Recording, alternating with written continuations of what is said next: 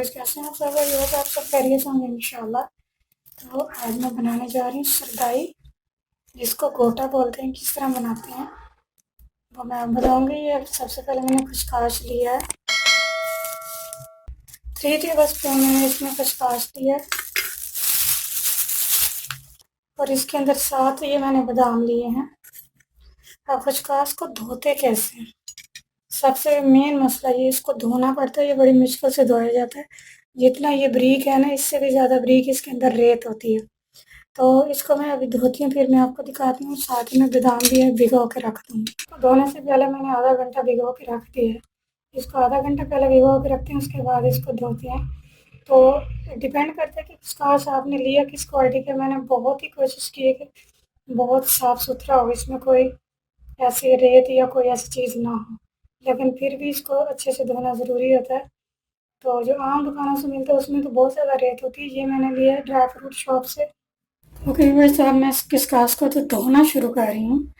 बिस्मिल्लाह, ऐसे हिला के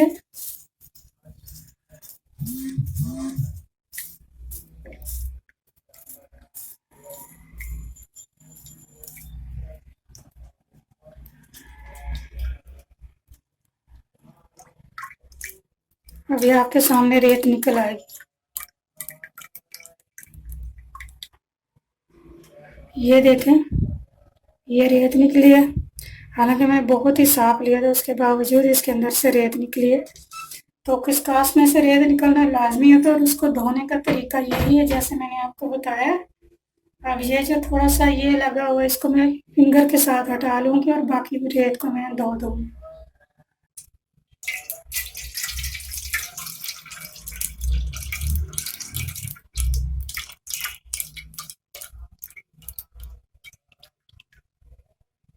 ये देखिए, अभी भी इसके अंदर रेत है। तो ये वाली रेत निकाल दूंगी मैं।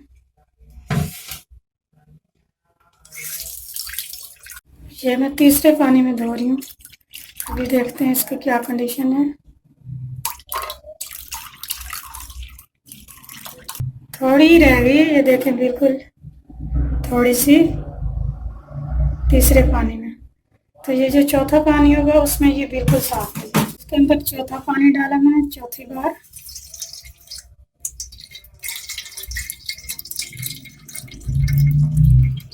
ये देख, साफ हो गई, बिल्कुल खत्म हो गई इसमें से रेत। तो ये इसको ऐसे धोते हैं। बस सरदाई बनानी शुरू करते हैं। बिस्मिल्लाहिर्रहमानिर्रहीम। सबसे पहले मैं इसमें बादाम डालती हूँ। ऐसे मैंने डाल लिया।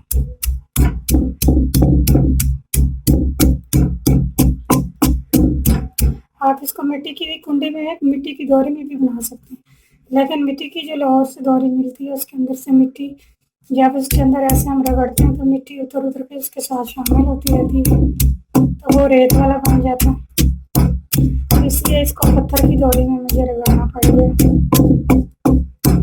वैसे तो आप इसको ब्लेंडर में ब्लेंड भी कर सकते हैं, ग्राउंड भी कर सकते हैं, बट मैंने उसमें वो टेस्ट नहीं बनता जो इसमें बनेगा। इसको इस तरह बना के उसके बाद इसके अंदर 4 गिलास मैंने पानी डाला, तो मैं 8 के चम्मच चीनी डालूंगी।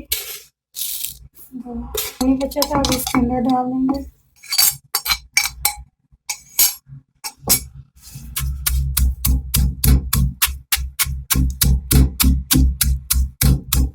ओके व्यूअर्स, तो सरदाई बन गई है।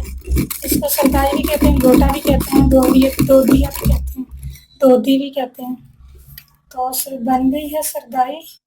ये 4 गिलास पानी है, मैं आपको दिखाती हूँ। सारा निकाल लूँगी मैं।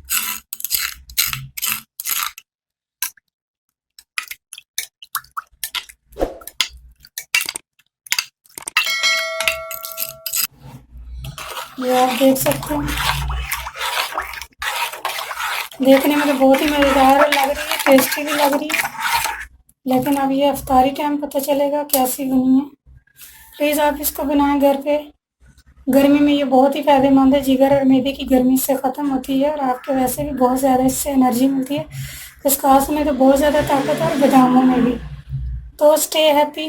प्लीज़ मेरे चैनल को सब्सक्राइब करें, वीडियोज़ को लाइक करें, शेयर करें, कमेंट्स करें। Stay happy, thanks for watching. अल्लाह हाफिज़।